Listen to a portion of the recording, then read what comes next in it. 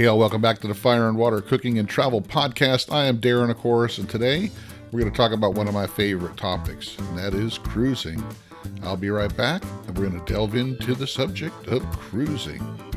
Hey, all, welcome to Fire and Water Travel Services. We specialize in affordable luxury and culinary adventures with all types of travel, including cruises, all-inclusives, and any type of travel that you're looking for. Follow us on Facebook, Instagram, and make sure you like and subscribe and share this channel. Hey, all, welcome back to Fire and Water Cooking and Travel Podcast. It is me, Darren, of course, like in the introduction.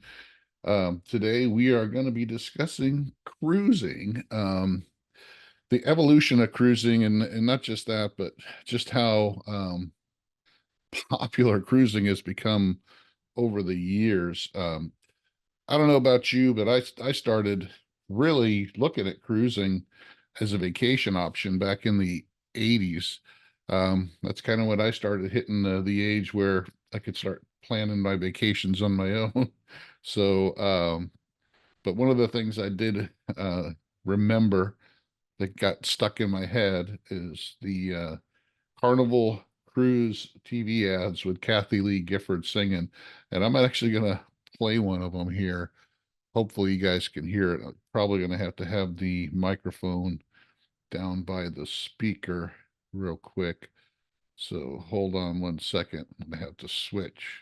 The place I like best of all, and I'm sure you will too, is right on board my ship, the Superlight Celebration. If they can see you now, out on a sunship cruise, eating fancy food, you doing what you see. I like your friends back home, together.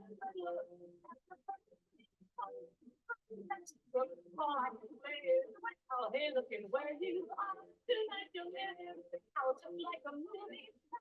Well, that's enough of that, guys. I just wanted to play that for you because I think that's stuck in my head, and that's what really I got me interested in cruising, because back then, hey, it was something totally new to me and to a lot of people, to be able to go out on the water and experience some uh, pretty cool things. The Caribbean islands, of course, getting the food and all that kind of stuff. Back then, it was just something you dreamed about, pretty much. You didn't really imagine you could do it. And Carnival was one of the first ones that really pushed it, and did a lot of advertising and tried to bring the prices down to where it was affordable for everybody. So I kind of, for me anyway, I know Royal Caribbean was out there, and so was Norwegian.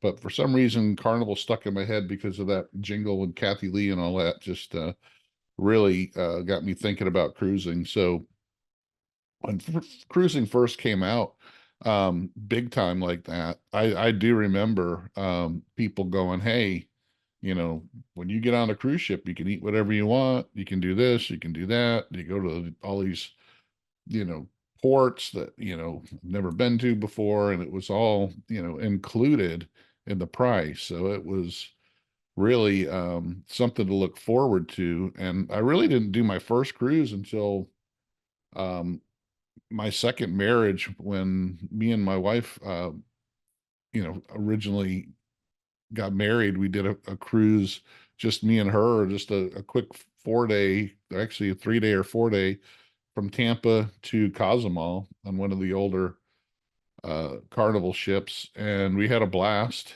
It was a little rough weather because we went in the summertime.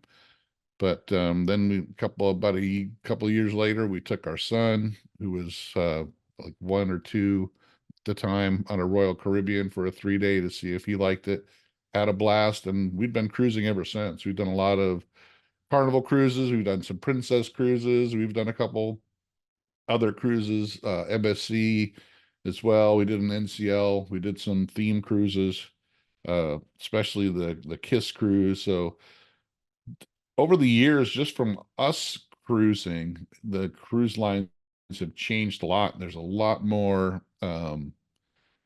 options, a lot more selection that you can look at. And from anything from your budget cruise lines to your super luxury cruise lines to smaller cruise lines that target different demographics. So we're going to kind of talk about a little bit of that, but the whole concept of cruising was kind of a one shop package for your everything included for food, your travel to your destinations, you get to hit different ports and, all different activities, your trivias, your karaoke's, your uh to now they've got roller coasters, ice skating rinks, bumper cars, race cars, all kinds of stuff. It's kind of evolved into, and we're going to talk a little bit more about that as well. But when it originally came out, I remember the original Carnival ships. They had a buffet and a main dining room, and that's pretty much it as far as food went. They would open the buffet up again at midnight, and they would have a special midnight buffet, and they would do like ice carvings and stuff like that. They used to have, you could hit golf balls off the back of the ship. They used to have skeet shooting. They used to have some things that they don't have anymore. But then again, back then they didn't have some of the stuff that they have now. Um, Now it's really exploded, and they all try to keep up with each other as far as what they're offering their passengers and what they can come up with new and bigger ships. But it's still about value and getting the customers to cruise and choose their cruise line. But they've also figured out that they can add some more specialty items to their lineup, and people will pay for them, but they don't have to. So, of course, with the specialty dining restaurants, you'll see a lot of that now. You'll see a lot of different activities that they may charge you for the roller coaster, but they got water slides and other things that are included.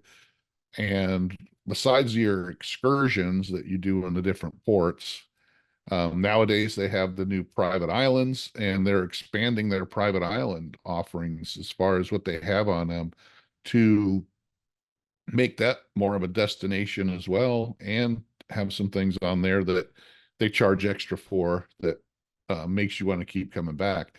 Royal Caribbean did that with their Coco Cay, where they have several different uh, zones that some of them are, cost you more money to go to. They have different options like with the different water play areas and all that. They may cost you a little bit more. They have some upgraded food offerings on the private islands that may cost you a little more. Carnival's following suit with their new Celebration Key coming up next year. All of these companies have come out with their own little private islands, which was cool. But what they originally did with the private islands was it was just an extension of the cruise ship where they would just take you, you'd go to the beach for the day. There were maybe some little excursions you could buy to upgrade, but usually your food was included and your drink package carried over to the private island. So there wasn't a whole lot of upcharging on the private islands originally, but now they're turning that into a full blown, we're offering all these extra things you can do, options, more upscale uh, offerings that you can pay more money for, and that seems to be what's the next thing besides the bigger ships that they're going on. But one of the things that always intrigued me was the food, and some of these cruise lines have really focused on food. And let's just say I'm going to pick Carnival because I have the most experience with Carnival as far as that goes, because they have just to show you on their newer ships, especially, they've hooked up with Emeril Lagasse. He's now their chief culinary officer, they call him, and he gets involved in even the food that they offer in the main dining room. But they also, on their newer ships, they have what's called Emeril's Bistro, which is separate little eatery that has more of a New Orleans flavor that is extra, but it has some pretty good food. I've had a lot of the food at Emeril's Bistros, and They don't charge you a whole lot for those. They charge you maybe $5 here, $10 here for whatever shrimp and grits or whatever, maybe like $8, or your beignets are like $4, something like that. But it's really good stuff, and it doesn't really cost you a lot more. But you don't have to get it if you don't want to. But what I'm getting at is they partnered with people like Emeril Lagasse, Guy Fieri, uh, Shaq, Shaquille O'Neal for Big Chicken, and they really get some high marks for their food. I love the chef's table that the Carnival does. I've done that several times, and that is actually it's like going to a high-end restaurant and doing a 8 course meal, uh, and it all being all highly chefly prepared and all that. They take you on a tour of the kitchen and all that. Just going to show you here on the chef's table, but everything is very, very fancy, and it takes about 3 hours, and it includes all your wine and everything. Usually costs about $100 to do it. To do something like this on land would cost you probably $300 or $400 a person. It's just phenomenal what they offer and what the cost is. So if you like something like that, where it's more of a dining experience, where you're uh, you know experiencing multiple entrees and appetizers, check out the chef's table on Carnival. I think they have it on other cruise lines as well, but just their focus on food is really one of the things that I love about cruising. Guy's Burgers is famous for the smash burgers. Uh, the big chicken on the newer XL class ships is awesome. If you've never had the big chicken sandwiches and stuff like that from Shacks, it's pretty good. And they're expanding a lot of their uh, specialty restaurants as well. They've hooked up with a lot of the top chefs, Rudy Seagrill. They've hooked up with others as well. So it's just, to me, the food is really well worth it, and one of the reasons why I enjoy cruising, because you can experience so many different food options. Now, Carnival, some of the bigger ships now, they also have what's called Carnival Kitchen, where they do cooking classes. My daughter and I did a sushi making class, but they have 5 or 6 different types of cooking classes that you can sign up for. Of course, they cost extra, but you don't have to do them. Like I said, it's something that, but when they do charge you, they don't charge you a whole lot. It may cost you $20 or something for a cooking class, which is really not not a lot at all. So I'm going to stop sharing that for a minute. But yeah, I mean, that's one of the things I really love about cruising is the different options in food, whether it's especially dining or just what's included. I know that Royal Caribbean is the same way. They have many different specialty restaurants, different dining options, and some of those are included in the price and some of those are upsells. But it really, to me, like I said, it goes back to the value of what you get for your vacation. You have those options. You can experience, multiple different styles of cooking and food, and not have to leave the ship.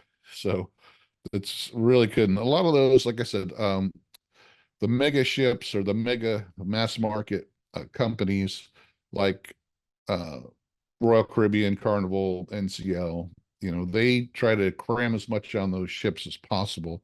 And one of them, I'm going to share my screen again because it's another thing I want to touch on. And, Carnival has their new bigger ships as well. But Royal, to me, is really every ship they come out with now has to be bigger and better than the last one. And I did a tour of the Icon of the Seas last month, and just a day we went around and looked at everything we could on the Icon of the Seas. And if you see it here, it is the world's largest cruise ship, and there are some pretty cool things that it has on there. Make sure you take a look at my video that I did on the Icon Fire and Water Travel YouTube channel and Facebook, because there is so much on there. We were on there for 3 hours, and running the whole time. And we probably saw about 2/3 of it. There was probably a third of it we did not get to see. And we didn't get to see any of the staterooms, but the companies are all trying to offer more and more and bigger and better and cram as much on these ships as possible, besides cramming more people on them. And if you compare the older ships now with what the newer ships are offering, there's a lot more balconies on the ships nowadays than there was when the original cruise ships came out. There was a lot more, ocean views and interior rooms, but now you have probably at least half, or if not 2/3 of the cabins on the newer cruise ships are balcony cabins, either exterior looking out at the ocean balcony cabins, or like with some of the newer um, Royal Caribbean ships, they have internal balcony cabins that look into the neighborhoods that are on those ships as well. But kind of crazy what's going on with the newer ships and them making them just bigger and bigger and offering more and more stuff. But what they're trying to do, and of course, with the Icon of the Seas, it does cost more than some of their older ships because they are adding a lot more stuff to it. But it does increase the price, but just like anything, prices go up on stuff. But the more you do, the more you get, the more you're going to pay. Um, and that's another thing I want to say. The newer age of add-ons, it used to be when you were on a cruise back in the 80s or so, most of your stuff was included. Your food was included, pretty much all your food, because they didn't have specialty dining or anything. You might have to pay for your drinks, and they didn't have drink packages back then. You would just pay for your drinks normally. And now they've added on drink packages, and they've made it to where, so a lot of your cruise companies, where if you have two people, two adults in the room, both of you have to get the drink package. One of you can't get it.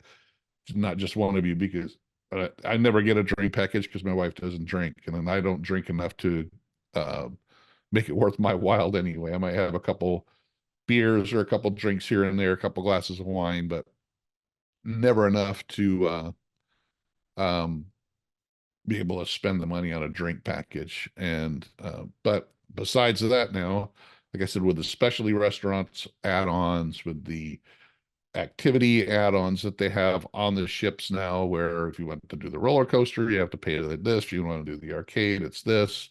Besides just the casino, which can always suck money out of you, there's a lot more add-ons. And with the private islands, where they're doing all the different add-ons as well, the cruise companies are really learning how to make a lot of money off of people.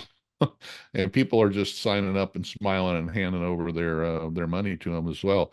But like I said, the value is what they're building into it. You can go here on this ship, get all this stuff, have access to all these different add-ons if you want to do them, and then have a great time and then go home without having to go to all these different other places. But hey, it's Darren. I want to make sure you check out Fire and Water Cooking Edible Creations, Seasonings, and Sauces. The black garlic we use is the highest quality domestic black garlic you can find, from the black garlic and herb compound butter to the blueberry and black garlic to our all-purpose black garlic and our black garlic and coffee seasoning. All are amazing, made with the highest quality ingredients. You can find them on Amazon, Walmart.com, and on fireandwatercooking.com. Check them out, guys. Another thing I want to talk about is the themed cruises. They're doing more and more themed cruises, and usually they'll take the older and smaller ships and do those. I actually did the Kiss cruise a few years back, um, and took the family, and we had a great time. And they're doing more and more of those, where a company will charter out one of the older ships, and they'll have different kinds of bands. Let's just say they do a jazz cruise, or they'll do like the Kiss cruise, or they'll do um, any kind of different TV show or something that's really popular, like maybe a Sopranos cruise. All kinds of themed cruises out there, guys. So it's really surprises me from when I first started looking and seeing cruises back in the 80s to what they are now. Um, and as far as that, there's so many different cruise companies now. that offer and cater to different uh, demographics as well. Share my screen again because I want to show you Virgin Voyages, because they are owned by Richard Branson, so the same guy that owns Virgin Records and Virgin Airlines, and he came out with his own cruise company a couple of years back, and his is a little different because it's for adults only, so 18 and up. There's no kids on here. It's focused on what adults like to do, so there's no water slides or anything like that on here. Nothing kid focused. It's pretty much, they have some nightclubs, they have a couple pools, they have, activities for more adult lines, entertainment, and they concentrated on going to different ports. And their ships are all the same. They all look the same. They're all the same size. It's another one of these ships that has probably 70 or 75% balconies on it. So they have a lot more balconies. They have a lot of suites. They have some interiors and ocean views, but just not a lot. They focus on balconies. They have hammocks on the decks, and it's focused on adults. And it's really very popular. They're actually expanding as well. They're doing a lot more different ports of call now. But another thing that they do, they're kind of going in the opposite way of some of the other cruise lines, where they're going back to including a lot of stuff in your cruise fare. So they include Wi-Fi, they include your tips and gratuities, all your dining. They have up to 20 plus eateries, and six of those are like specialty restaurants where you need reservations, but they're all included, and that's high-end food. We're getting ready to go on one of these cruises in July, so definitely be doing a video on that you can watch on the YouTube channel and Facebook as well. But all your entertainment, actually even your soda and water are included, and fitness classes, all that stuff is included in your fare. So they do charge for drinks. They have a kind of different way they do their drink package. It's more of you pre-purchasing a dollar amount, and they give you a kind of a discount. So they call it bar tab, where you pay, let's just say for your cruise, you prepay for $200 worth of your drinks, and they'll give you an extra 25 or $50. I can't remember which it is. So you're actually you get a little bit of a discount by pre-purchasing your bar drinks, and then you don't have to worry about both of you getting it in the room. And you can, if it's just one of you drinks, one of you can get it, and it's just a certain dollar amount. So I kind of like it that way, because for people like me who has a spouse that doesn't drink, and I don't drink a whole lot, I don't have to pay $80 a day for a drink package and not be able to get my money's worth out of it. It's I can just take $100, put that towards my drinks on the ship, and I get like a 10 or $20 discount um, on that, which is cool. And, that's something I'd rather do than spending a whole lot of money on a drink package and not being able to use it or get my money's worth out of it. I know why they do it on the other cruise lines, but this makes it so much easier. So, like again, I said, this cruise line focuses on a different demographic. Adults only, kind of more of a luxury line where all your stuff's included, and they're not really known as a budget cruise line at all. So pretty cool. And you got several different companies that are set up that way. You got Viking Cruises that targets adults only, but more of an older crowd. So more of your retirees that are looking to do longer trips and all that. And you have river cruises now as well. So we got a lot of companies that are doing river cruises in Europe and other parts of the world, where they're smaller ships, more intimate. They do spend a lot more time in the different ports, and you have access to all different kinds of ports as well. Uh, so the amount of different cruising options out there between ocean cruising and river cruising is just, phenomenal to me. It's just amazing to what the choices are. It's one of the reasons why having a travel agent really can help you steer into what you're really looking for. Even with ocean cruising, like I said, you have different cruise lines that have different options and they target different demographics, like Viking and Virgin, that target more adults only. Then you have your higher end luxury cruise lines like Regent Seven Seas that may cost a little more, but they have smaller ships, more luxury, more included stuff, more aimed more towards people that are looking for the finer things in life that'll spend a little bit more money for it.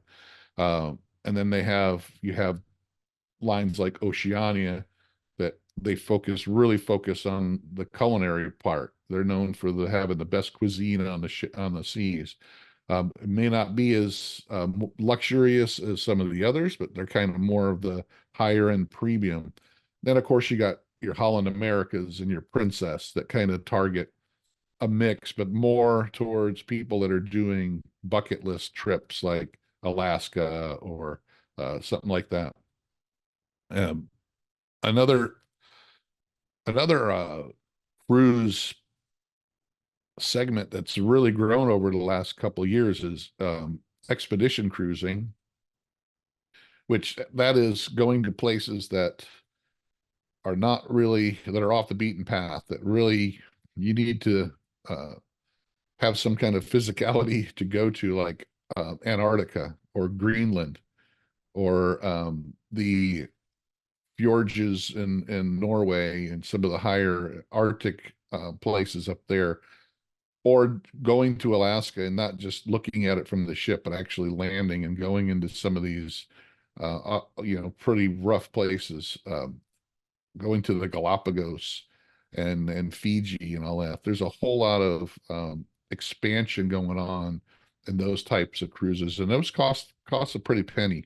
They're not cheap, but they're totally different than going on a Carnival cruise to the Caribbean for sure. Um, they are, smaller boats. They're more fortified boats because they're going through a lot rougher seas. They have things on them like Zodiacs that will take you so you can land on Antarctica and see the penguins and all that. And there's just so many different options nowadays. You could pretty much imagine anything you want to do. There's a cruise line or a cruise that will offer that for you nowadays. So anywhere you want to go, there's going to be a cruise or cruise line that's going to offer something for you to do. Um, and like I said, it's grown over the last few years and it's going to continue to grow. So one of the things that I want to talk about is the impact on cruising for the whole entire travel industry, because back in years ago, travel was pretty much, car rentals, airplanes, and tours. Every once in a while, there was, the cruise company started coming aboard. But now cruising is probably a good 30 or 40% of the travel industry because there are so many different kinds of cruises. Besides, like I said, there's if you throw the river cruises and all that into it, it's just amazing how much is offered out there anymore. So, very highly suggest you guys use a travel agent just to be able to pick and choose and find what you're looking for in a cruise. You know, maybe you don't want to, you've always heard that, Carnival, there's too many crazy people on there, too many drunks, too many people jumping off the ships. Well, that might not be the cruise line for you. You might want to look at something like Oceania, which is a smaller ship, less people, or the Virgin or the Viking cruises where it's a little bit more laid back, a little bit less fancy than a Regent Seven Seas. So having a travel agent who can guide you through and find the perfect cruise line for you is really what you should do. But also cruises have grown so much that a lot of these ports of call are starting to kick back a little bit. I mean, there's some ports like in Alaska and over in Europe that are really starting to limit the amount of ships that can come into port on certain days, or some of them have actually cut off some of the bigger ships that they telling them they just can't come in anymore because there's too many people on them, too many people showing up all at the same time. So I expect that to continue to be an issue, and that's another reason why I think some of these companies are concentrating more on their own private islands, because they actually have a place that their ship can go and entertain their people while they keep a lot of that money to themselves and just have another port option. So they don't have to worry about too many ports that are saying, hey, we got to limit how many cruise ships can be in our port every day because we're just getting overrun.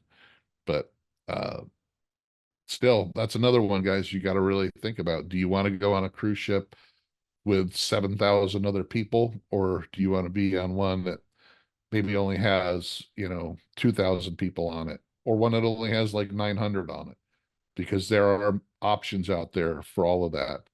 Um, Cruising is not just the mega ships and what they offer anymore. There's so many different options that it really does need somebody to help you guide you to what you're looking for. But other than that, guys, I think that's all I really wanted to talk about today. Just because cruising is very popular, it's getting more popular. There's more being added on all these different cruise companies. There's more companies coming out offering different types of cruising. Like I said, with the expedition cruises, the river cruises, it's all good. It's all different. And you got so many options and so many different ways to enjoy yourself. It's crazy. So, but thanks for listening, guys. I'm going to have some people on coming up in the next few episodes that are going to talk about travel as well as food. So, um, I wanted to get an episode out here to talk about this on my own before we start delving in. I think I have the one of the ladies from Virgin Voyages will be coming on soon to kind of tell you what they offer, what's different that they offer than some of the other mass market cruises. And I'll be looking to do that with other travel companies down the road, not just cruising, but some all inclusives. We'll do some travel package companies as well, just to give you ideas on what is out there as far as travel and food. So there's a lot of food involved in travel. I mean, people love to try different foods, and travel is a big part of, food's a big part of travel. And I'm going to try to focus on a lot of that with all these other guests that I'm going to be having on. So thanks for listening. Follow us on Facebook, Instagram. Check out Fire and Water Travel on YouTube. Make sure you follow Fire and Water Travel on Facebook and Instagram, and also follow Fire and Water Cooking as well, because we're going to be doing some giveaways and some things like that to kind of let everybody know so they can start following us on all our different channels, and uh, giving you guys some incentive to keep following along. So I got a whole bunch of products I think I'm going to start giving away, and some discounts and things like that for travel. But look forward to it, guys. Thanks for watching. Thanks for listening. And make sure you like, subscribe, and share and all that. And I'll see you on the next Fire and Water Cooking and Travel podcast. Thanks, guys.